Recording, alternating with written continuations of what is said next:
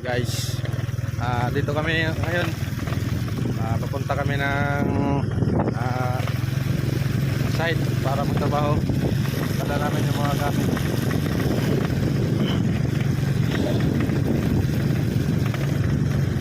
Punta kami ng site para magtrabaho na sa electrical.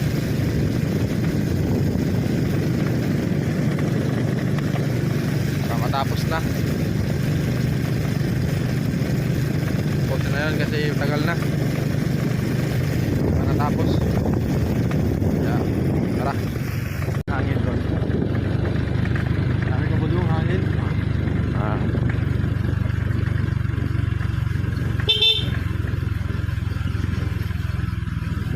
Lapit na tayo. Lapit na pero malayo pa.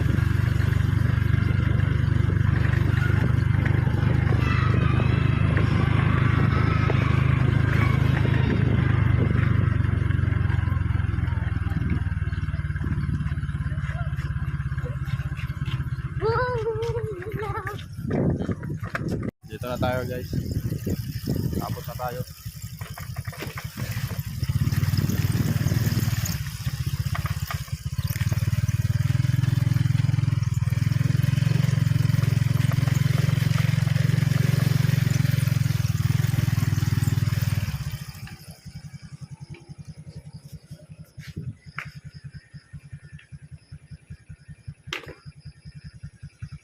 Yung mga gamit to,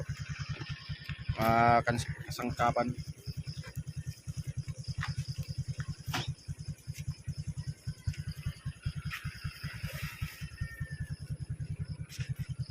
Parking muna natin yung Ferrari.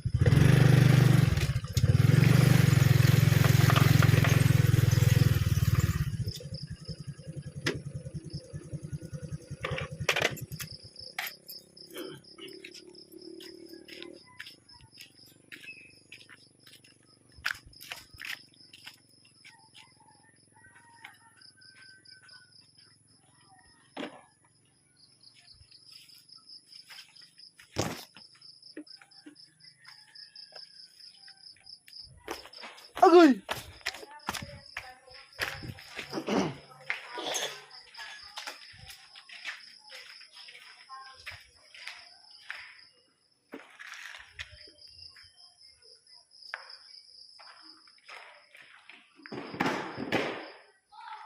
So, ayun guys. Trabaho na namin kahapon, hindi na videohan. Yan. Abang na lahat, abang na. Yung box type na lang na ilaw yung ilalagay namin. Ito.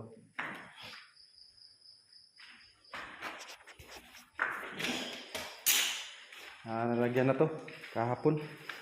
Isang araw lang to. Tapos yung tatrabahoy na lang namin yung paglalagay ng wire dito sa outlet. Tsaka dito magka-grind kami. Yan. Pero dali lang to. Ngayong araw na to, siguro tapos na to lahat. Wala nang maiwan. Except sa ilaw na lalagyan namin. Pero okay lang yan, nakaabang na. Dito sa labas, lalagyan namin yung wire. Ito yung kulang. Yung ilaw dito sa hallway.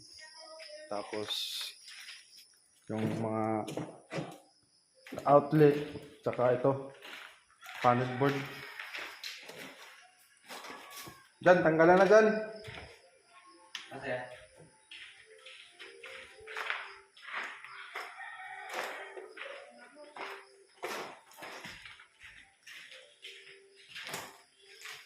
Yan ang kulang.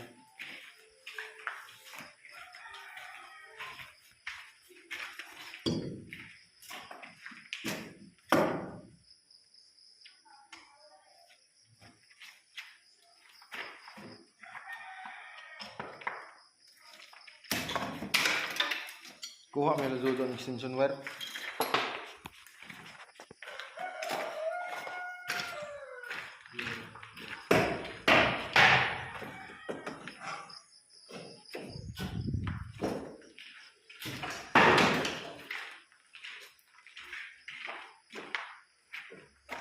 Yan na.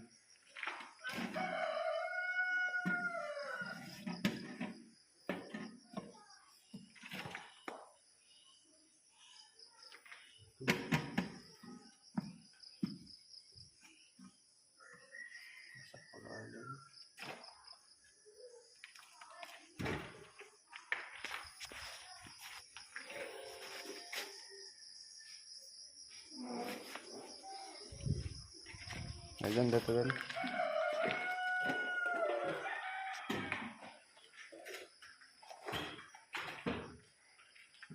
Dyan, pag stick dyan.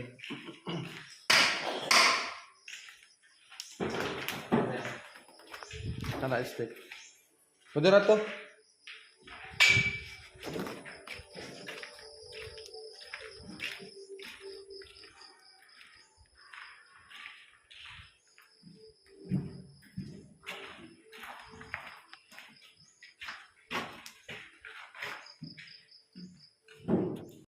Ayun, simula na po kami. Tira na po namin yung ano, yung switch na itabok dito.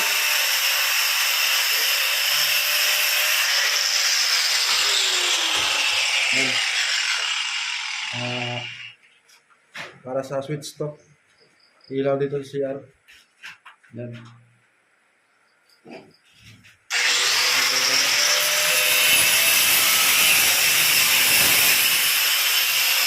Habang nag-grind siya, dito naman ako naglagay ng wire sa outlet. So, papunta dito. Yan. Sobrang alikabok.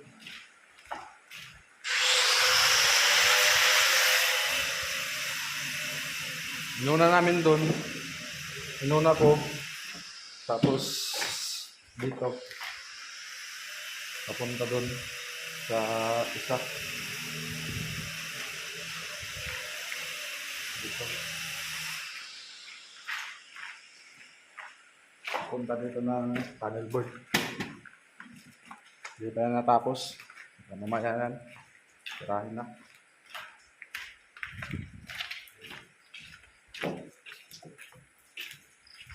Tapos na mag-grinder, mag-aabang na ko ng flexible. Tapos maglalagay ng wire para sa ilaw. Dito. Pwede na yan. Tingnan niyo yung mukha niya. Sobrang aligabok. Di madali yung trabaho pag walang abang. So nilagyan ng ano, ng flexible. Yan ang mangyayari pag walang abang na mga switch. Kaya nito. Ito madali lang to kasi nakaabang na. Yun, hindi na abangan. Yan ang mahirap sa trabaho. Yan natin. So, ito yung gagamitin natin, hammer drill.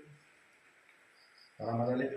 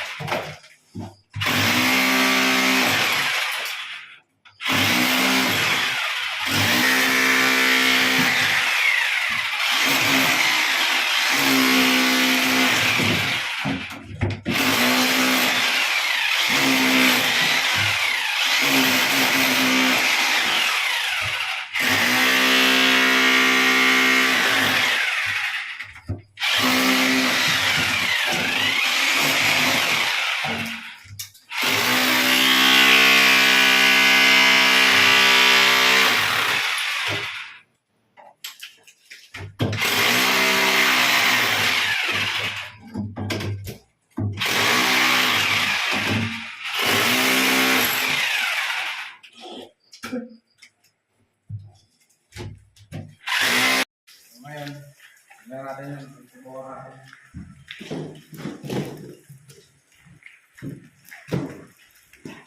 Yan.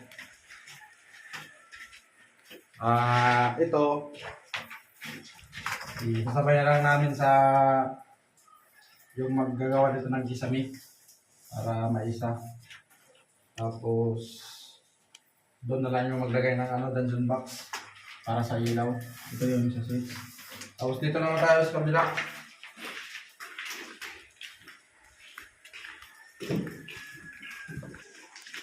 Dito tayo. Ito. Para silang status doon sa isa.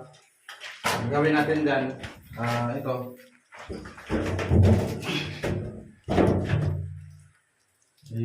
Gagawa tayo dito ng butas para mo may exit dito para sa junction box, sa ilaw, at sa switch.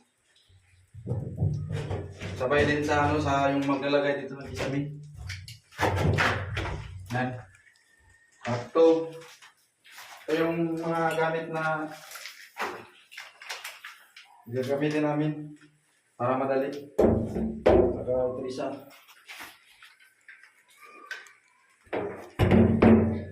Ito yung mga gamit na dali lang matapos. Yung hammer drill tapos ganyan. Diyan, lagyan na namin.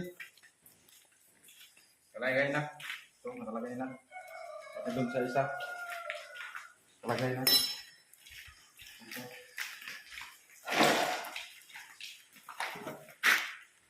Yung kulang na lang yung dalawang CR. Tapos ito. Ito yung kulang. Mamaya to, tapos na to. Para yung matapos na dito, lipat naman kami dun sa kabila. Dun. Sa isang building. Yan. Marami pang tatrabuhin dyan. Ngayon, ito, nagsusukat ako sa PVC para dito sa taas. Tapos, lagyan natin to ng ng junction box. Yung mga ganito, putulin, lagyan junction box. Ito, para pagpunta sa taas, diretso na lang lagay. Hindi na magsusukat. Preparasyon na lang dito sa baba. Ayan. Kasi doon sa taas, madilim tapos mainit. Kaya, ginawa ko, nagpa-prepare na lang ako ng PVC para symbol dito. Pagdating taas, diretso na lang lagay. Tapos, lagyan ng wire. Yan.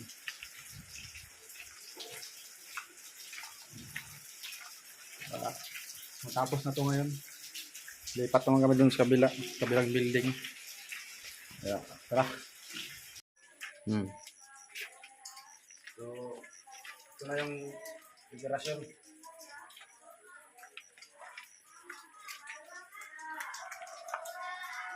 Sa lighting.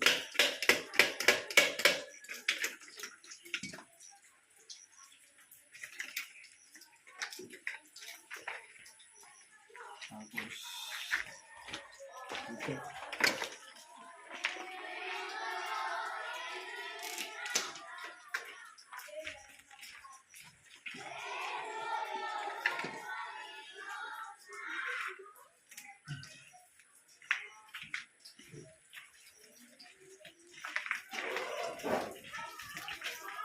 Pagkatapos nito, dito na lang ito taas.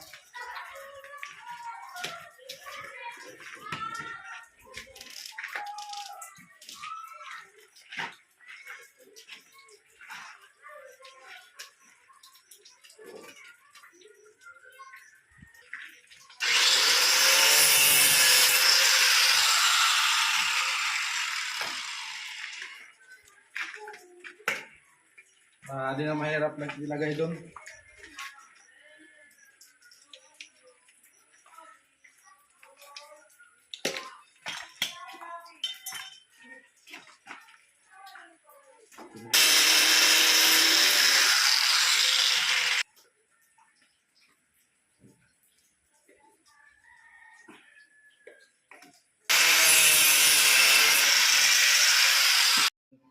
Tapos na.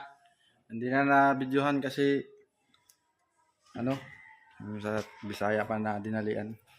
Ito, papakita ko sa inyo. Tapos na.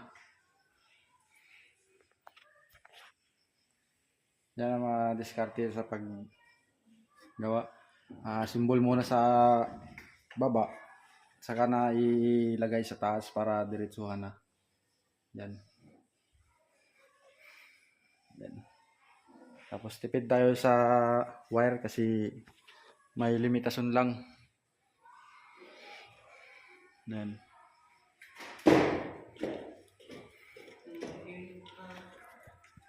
So ang kulang na lang dito yung papuntang supply doon sa CR. Doon sa CR. Papunta doon. Yun na lang kulang para matapos na to bukas. Kunti na lang. Tapos lipat tayo doon sa kabila. So yun lang guys. Bye bye.